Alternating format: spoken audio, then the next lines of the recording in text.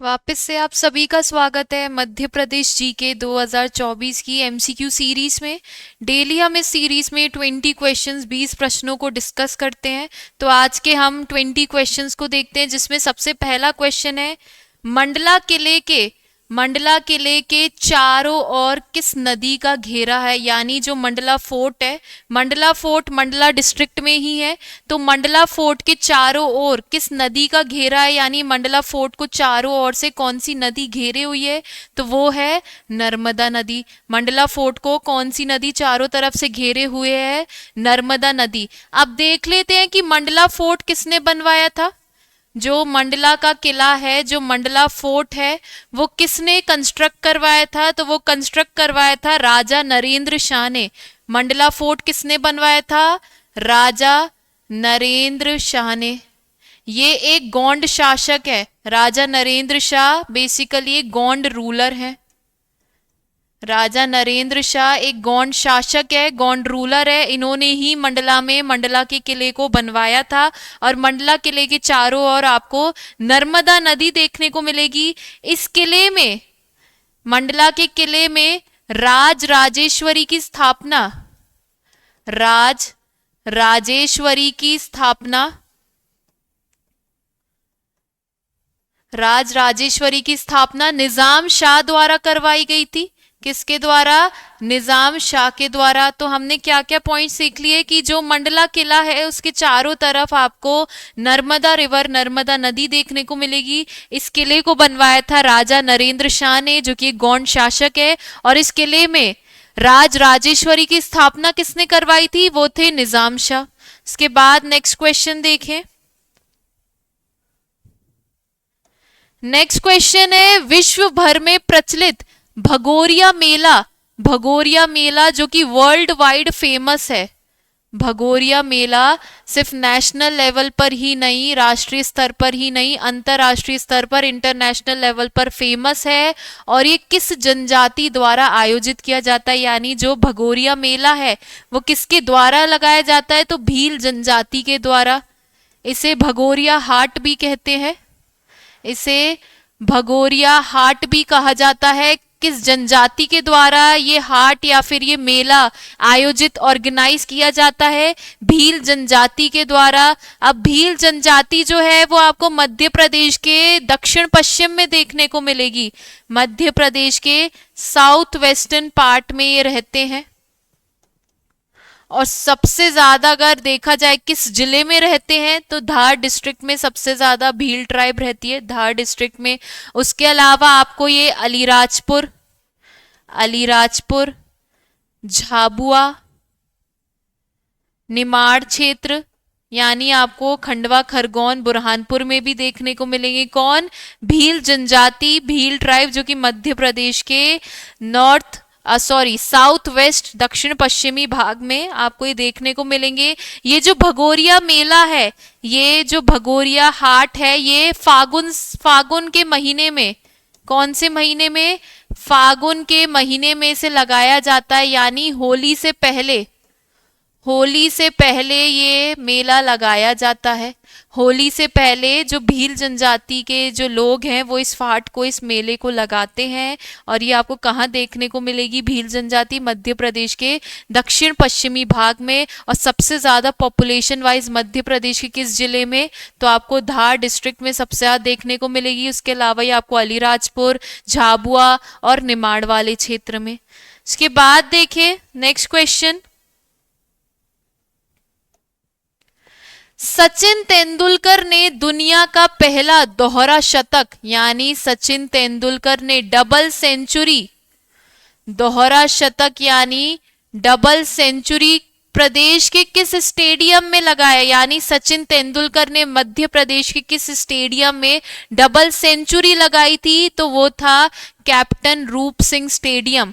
Captain रूप Singh stadium में सचिन तेंदुलकर ने दोहरा शतक लगाया था। और कब लगाया था, 2010 में। और ये स्टेडियम कहाँ पर है, तो ये स्टेडियम ग्वालियर में है। कैप्टन रूप सिंह स्टेडियम कहाँ पर है, कैप्टन रूप सिंह स्टेडियम ग्वालियर में है। और सचिन तेंदुलकर ने 2010 में 2010 में इस स्टेडियम में दोहरा शतक, डबल सेंचुरी मारी थी। उसके अलावा मध्य प्रदेश के जो होलकर स्टेडियम में, मध्य प्रदेश के होलकर क्रिकेट स्टेडियम में जो वीरेंद्र सहवाग है, वीरेंद्र सहवाग ने भी डबल सेंचुरी लगाई थी। वीरेंद्र सहवाग ने भी यहां पर डबल सेंचुरी लगाई थी। और कौन सी ईयर की बात हो रही है? 2011 में, 2011 में। उसके बाद नेक्स्ट क्वेश्चन देखें।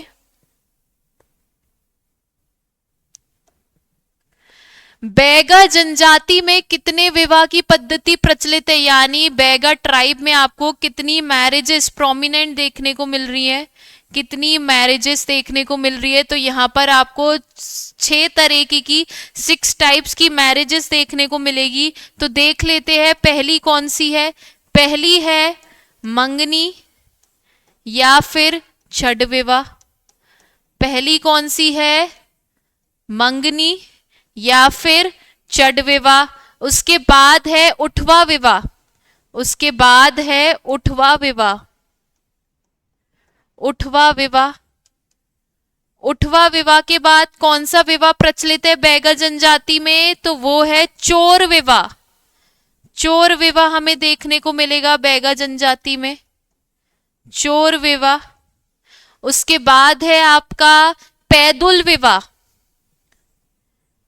पैदुल विवाह। पैदुल विवाह के बाद कौन सा विवाह है? तो वो है लमसेना। वो है लमसेना विवाह। इंग्लिश में भी इनके यही नाम रहेंगे, बस विवाह की जगह मैरिजेस कर लीजिएगा। और लास्ट है उधारिया विवाह। लास्ट है उधारिया विवाह। तो बैगा जनजाति में, बैगा ट्राइब में 6 तरह की मैरिजेस प्रचलित है, प्रोमिनेंट है।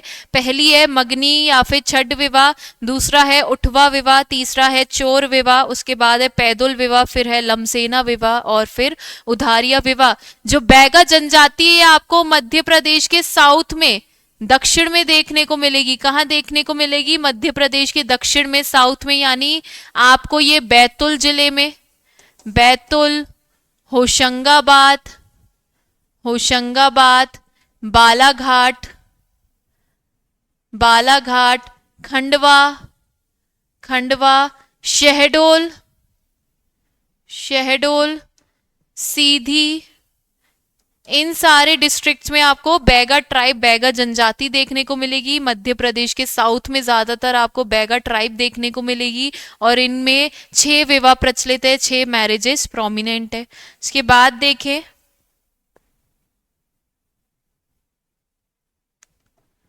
इसके बाद है भारत के किलों का रत्न मध्य प्रदेश के किस किले को कहा जाता है? यानी जो भारत के किलों का रत्न, यानी भारत के किस फोर्ट को ज्वेल कहा जाता है, जो कि एमपी में ही ये फोर्ट आता है? तो वो है ग्वालियर का किला।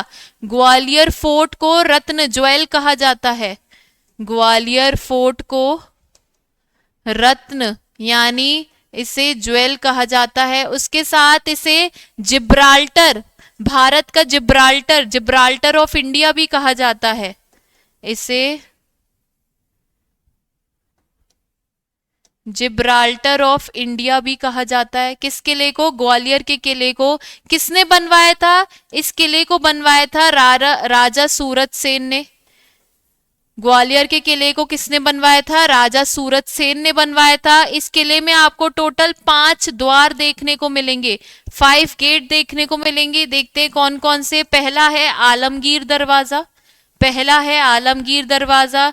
उसके बाद आपको यहाँ पे हाथी पौड़ दरवाजा देखने को मिलेगा, हाथी पौड़ दरवाजा।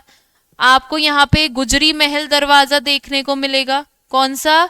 गुजरी महल दरवाजा। उसके बाद आपको यहाँ पे चतुर्भुज मंदिर दरवाजा देखने को मिलेगा, चतुर्भुज, चतुर्भुज मंदिर दरवाजा देखने को मिलेगा। कहाँ पे? ग्वालियर के किले में, ग्वालियर फोर्ट में। और जो आखिरी दरवाजा आपको यहाँ पे देखने को मिलेगा वो है आपका हिंडोला दरवाजा, वो है हिंडोला दरवाजा। तो ये टोटल आपको 5 दरवाजे 5 द्वार देखने को मिलेंगे। कहाँ पर? ग्वालियर के किले में, जिसे रत्न या फिर भारत का जिब्राल्टर भी कहा जाता है। इसको बनवाया था राजा सूरत सेन ने। और यहाँ पे आपको 5 द्वार कौन कौन से देखने को मिलेंगे? आलमगीर, चतुर्भुज मंदिर दरवाजा, गुजरी महल दरवाजा, हाथी पौड़ दरवाजा और आपको हिंडोला दरवाजा देखने को मिलेगा। इसके बाद देखें, मध्य प्रदेश में भारिया जनजाति कहाँ पाई जाती है, यानी जो भारिया ट्राइब है ये हमें एमपी में कहाँ देखने को मिलेगी? तो भारिया ट्राइब आपको मध्य प्रदेश में जबलपुर, मुख्यतः रूप से मेनली अगर देखा जाए तो जबलपुर और छिंदवाड़ा में। कहाँ पर? जबलपुर और छिंदवाड़ा में आपको भारिया जनजाति, भारिया ट्राइब देखने को मिलेगी। और छिंदवाड़ा के तामिया, छिंदवाड़ा के तामिया विकास खंड के, छिंदवाड़ा के तामिया विकास खंड के पातालकोट क्षेत्र में आपको देखने को मिलेगी, पातालकोट क्षेत्र में। और जो पातालकोट क्षेत्र में जो भारिया जनजाति रहती है वो सबसे ज्यादा अत्यंत पिछड़ी जनजाति रहती है, अत्यंत पिछड़ी जनजाति, अत्यंत पिछड़ी जनजाति रहती है। कहाँ पर? पातालकोट में। छिंदवाड़ा के तामिया विकास खंड के पातालकोट क्षेत्र में सबसे ज्यादा पिछड़ी जनजाति कौन सी? भारिया जनजाति रहती है। और इंग्लिश में देख लिया जाए तो इसे बोल देंगे primitive, primitive vulnerable, vulnerable tribal group है ये, प्रिमिटिव वल्नरेबल ट्राइबल ग्रुप यानी पीवीटीजी में आता है ये। और मध्य प्रदेश में 3 ऐसी जनजाति है जो कि पीवीटीजी ग्रुप में आती है, यानी प्रिमिटिव वल्नरेबल ट्राइबल ग्रुप में आती है। पहले आपने देख ली भारिया जो कि अत्यंत पिछड़ी जनजाति है, प्रिमिटिव वल्नरेबल ट्राइबल ग्रुप में आती है। दूसरी आपको देखने को मिलेगी, पहली है भारिया, दूसरी है सहरिया जो कि मध्य प्रदेश के नॉर्थ में है, और तीसरी है बैगा जो कि मध्य प्रदेश के दक्षिण में, साउथ में आपको देखने को मिलेगी। ये वो 3 जनजाति है मध्य प्रदेश में जो सबसे ज्यादा पिछड़ी जनजाति है, यानी वल्नरेबल ट्राइब है। उसके बाद देखें,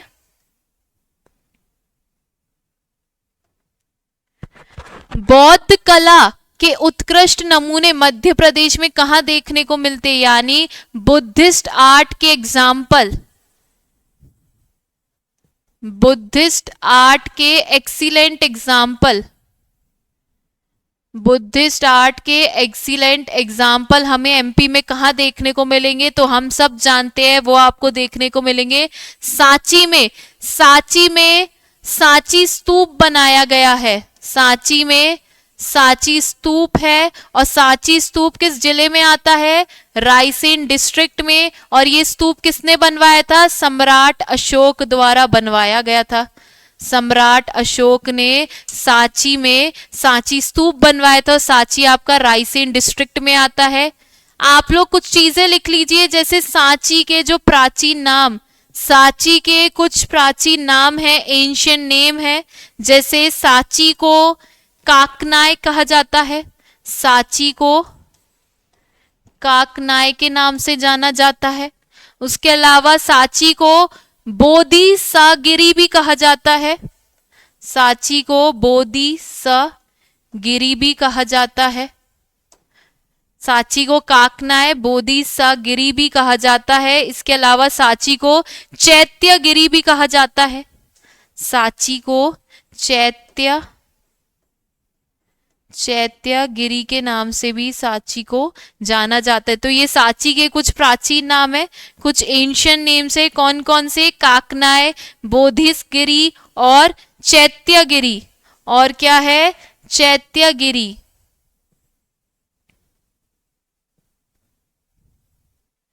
चैत्यगिरी। तो ये कुछ सांची के प्राचीन नाम है, एंशियंट नेम है। और सांची स्तूप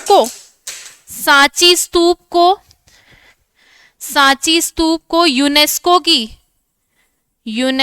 की वर्ल्ड हेरिटेज लिस्ट में, वर्ल्ड हेरिटेज लिस्ट में कब जोड़ा गया था? 1989 में सांची को यूनेस्को की विश्व धरोहर स्थल सूची में यानी वर्ल्ड हेरिटेज साइट लिस्ट में कब जोड़ा गया था? 1989 में। इसके बाद देखें, इसके बाद नेक्स्ट क्वेश्चन है, मंदिरों में पूजा पाठ तथा पुजारी का काम करने वाले गौंड क्या कहलाते हैं? जो मंदिरों में जो पूजा पाठ करते हैं और जो पुजारी का काम यानी जो प्रीस्ट का काम करते हैं, उन गौंड को क्या कहा जाता है? तो उन्हें कहा जाता है प्रधान गौंड। ये गौंड की उपजाति है, सब कास्ट है। ये गौंड की उपजाति है, सब कास्ट है, और ये मंदिरों में पूजा पाठ या फिर पुजारी का काम करती है। प्रधान अगर पूछ लिया जाए मध्य प्रदेश में जितनी भी जनजाति, जितनी भी ट्राइब, उनमें सबसे ज्यादा लिटरेट, सबसे ज्यादा साक्षर जनजाति कौन सी है? सबसे ज्यादा साक्षर यानी लिटरेट ट्राइब कौन सी है? तो वो है आपकी प्रधान जनजाति, प्रधान ट्राइब, जो कि गौंड जनजाति की एक उपजाति है, एक सब कास्ट है। जो प्रधान ट्राइब है, जो प्रधान जाति है, ये आपको कहाँ देखने को मिलेगी? तो ये आपको देखने को मिलेगी सिवनी, बालाघाट, सिवनी, बालाघाट, बैतूल। प्रधान जनजाति आपको कहाँ देखने को मिलेगी? सिवनी, बालाघाट, बैतूल और छिंदवाड़ा में। और कहाँ देखने को मिलेगी? छिंदवाड़ा में। तो मध्य प्रदेश के सिवनी, बालाघाट, बैतूल और छिंदवाड़ा में आपको प्रधान जाति देखने को मिलेगी, जो कि गौंड की उपजाति है, सब कास्ट है। ये मंदिरों में पूजा पाठ और पुजारी प्रीस्ट का काम करती है। अगर पूछ लिया जाए मध्य प्रदेश में जितनी भी जनजाति, उनमें सबसे ज्यादा लिटरेट साक्षर जनजाति कौन सी है? तो वो होगी आपकी प्रधान जनजाति। इसके बाद देखें,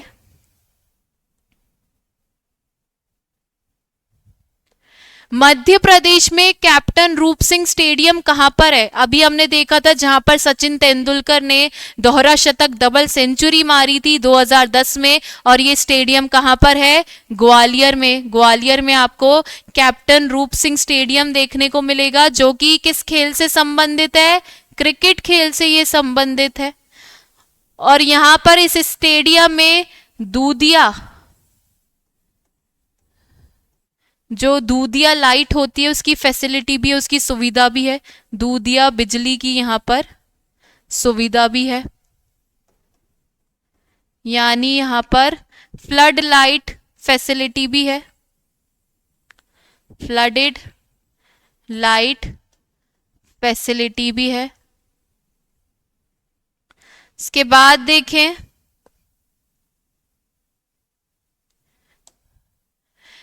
पंडिताई तथा तांत्रिक कार्य करने वाले गौंड क्या कहलाते? यानी अब पंडिताई और जो तांत्रिक क्रिया वाले कार्य होते हैं वो गौंड क्या कहलाते हैं? तो वो कहलाते ओझा। ओझा ये भी गौंड की सब कास्ट है, उपजाति है। ये भी गौंड जनजाति की सब कास्ट है, उपजाति है, और जो क्या कार्य करती है? पंडिताई या फिर तांत्रिक क्रिया का ये कार्य करती है। उसके बाद देखें, नेक्स्ट क्वेश्चन है, मध्य प्रदेश का सबसे बड़ा उद्योग यानी मध्य प्रदेश की बिगेस्ट इंडस्ट्री कौन सी है? सबसे बड़ा उद्योग कौन सा है? सबसे बड़ा इंडस्ट्री कौन सी है मध्य प्रदेश की? तो वो है कपड़ा उद्योग। कौन सी इंडस्ट्री है? Textile industry. टेक्सटाइल इंडस्ट्री ये मध्य प्रदेश की सबसे बड़ी इंडस्ट्री है, सबसे बड़ा उद्योग है। कौन सा? कपड़ा उद्योग, टेक्सटाइल इंडस्ट्री। उसके बाद देखें,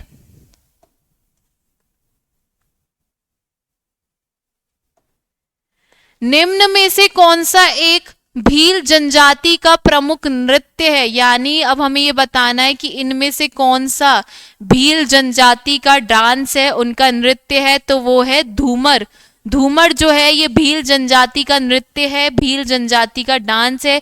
उसके अलावा इनके और भी कुछ नृत्य है, देख लीजिए। भील ट्राइब के और भी कुछ नृत्य हैं, जैसे भगोरिया, जैसे भगोरिया। भगोरिया ये भी भील जनजाति द्वारा ये नृत्य किया जाता है। उसके अलावा है बड़वा, उसके अलावा है बड़वा। बड़वा, ये भी भील जनजाति द्वारा किया जाता है। फिर है गौरी, गौरी और डोहा, डोहा, ये सब भील जनजाति द्वारा नृत्य किए जाते हैं, डांस किए जाते हैं। और है गोल गधेड़ू, गोल गधेड़ो। तो ये कुछ डांस फॉर्म्स है जो कि भील जनजाति द्वारा परफॉर्म किए जाते हैं। एक तो हमने देख लिया धूमर, दूसरा है भगोरिया, बड़वा, गौरी, दोहा और गोल गधेड़ू। उसके बाद देखें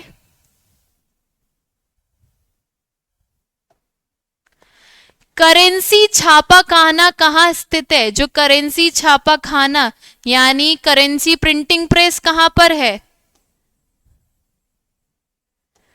currency printing press Madhya Pradesh में कहाँ पर है, यानी जहां पर करेंसी नोट छापे जाते हैं तो currency printing press Madhya Pradesh में देवास में है। यहाँ पर 10 का नोट, 20, 50, 100, 500 और 2000, ये सारे नोट कहाँ पर करेंसी प्रिंटिंग प्रेस में छापे जाते हैं। और ये करेंसी प्रिंटिंग प्रेस, जिसको नोट प्रिंटिंग प्रेस भी कहते हैं या फिर करेंसी प्रिंटिंग प्रेस, करेंसी छापा खाना भी कहते हैं। और ये कहाँ पर है, ये देवास में है। उसके बाद देखें मध्य प्रदेश राज्य योजना मंडल की स्थापना कब हुई, यानी Madhya Pradesh state planning board, Madhya Pradesh state planning board को कब स्टैब्लिश किया गया था। तो स्टेट प्लानिंग बोर्ड को स्टैब्लिश किया था 1972 में, 1972 में। एक बार इसकी डेट भी देख लीजिए कब इसे स्टैब्लिश किया गया था। 24 अक्टूबर 1972 में से स्टैब्लिश किया गया था। और Madhya Pradesh state planning board यानी मध्य प्रदेश राज्य योजना मंडल का जो अध्यक्ष होगा, जो चेयरमैन होगा, वो स्टेट का सीएम होगा, वो स्टेट का सीएम यानी मुख्यमंत्री होगा। यानी जो मुख्यमंत्री होंगे राज्य के वो ही Madhya Pradesh state planning board के चेयरमैन अध्यक्ष बन जाएंगे। और इसी स्थापना कब हुई थी, 24 अक्टूबर 1972 में, 24 अक्टूबर 1972 में। उसके बाद देखें सिंगरौली जिला अस्तित्व में कब आया, यानी Singrauli district, Singrauli as a district कब एग्जिस्टेंस में आया था। तो सिंगरौली जिला कब बना, तो ये बना था आपका 24 मई 2008 में से बनाया गया था। किस जिले से अलग कर सीधी डिस्ट्रिक्ट से अलग कर सीधी डिस्ट्रिक्ट से पृथक करके यानी सेपरेट करके सिंगरौली जिला बनाया गया, सिंगरौली जिला बनाया गया। डेट आप लोग देख सकते हैं कब बनाया गया, 24 मई 2008 में। और जो सिंगरौली है ये मध्य प्रदेश का 50वां नंबर का जिला बना है, 50th नंबर की डिस्ट्रिक्ट बनी है। कौन सी, सिंगरौली। किस जिले से अलग होकर, सीधी जिले से, सीधी डिस्ट्रिक्ट से अलग होकर इसे बनाया गया है। इसके बाद देखें मध्य प्रदेश ऊर्जा भवन कहाँ है, मध्य प्रदेश ऊर्जा भवन कहाँ स्थित है, तो वो भोपाल में स्थित है। मध्य प्रदेश का ऊर्जा भवन कहाँ पर स्थित है, भोपाल में स्थित है। उसके बाद देखें नेक्स्ट क्वेश्चन है मध्य प्रदेश में नोट छापने का कारखाना, मध्य प्रदेश में नोट छापने का कारखाना, इसे हम लोग पेपर सिक्योरिटी मिल भी कहते हैं, पेपर सिक्योरिटी मिल। तो जो पेपर सिक्योरिटी मिल है वो मध्य प्रदेश में कहाँ पर है, वो मध्य प्रदेश में होशंगाबाद में है। पेपर सिक्योरिटी मिल आपको कहाँ पर देखने को मिलेगी, मध्य प्रदेश के होशंगाबाद जिले में आपको देखने को मिलेगी। और इसकी स्थापना कब हुई थी, 1967 में। इसकी स्थापना कब हुई थी? 1967 में। और पूरे देश में, पूरे कंट्री में सिर्फ आपको दो ही पेपर सिक्योरिटी मिल देखने को मिलेगी, एक है मैसूर में और दूसरी है मध्य प्रदेश के होशंगाबाद जिले में। सिर्फ दो ही आपको देखने को मिलेगी पूरे देश में पेपर सिक्योरिटी मिल। मैसूर में एक है जो कि कर्नाटका राज्य में आता है और एक है होशंगाबाद। होशंगाबाद को आज हम नर्मदापुरम के नाम से जानते हैं और ये मध्य प्रदेश राज्य में आता है। इसकी स्थापना कब हुई? 1967 में। इसके बाद देखें, मध्य प्रदेश राज्य का पहला ग्राम न्यायालय कहाँ स्थित है? यानी मध्य प्रदेश का पहला ग्राम न्यायालय, मध्य प्रदेश का पहला विलेज कोर्ट,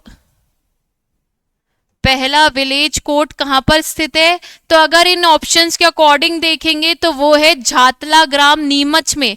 झातला ग्राम नीमच में पहली बार मध्य प्रदेश में विलेज कोर्ट यानी ग्राम न्यायालय बनाया गया था। लेकिन ये जो कोर्ट बनाया गया था ये सिर्फ एक्सपेरिमेंटल बेसिस पर बनाया गया था।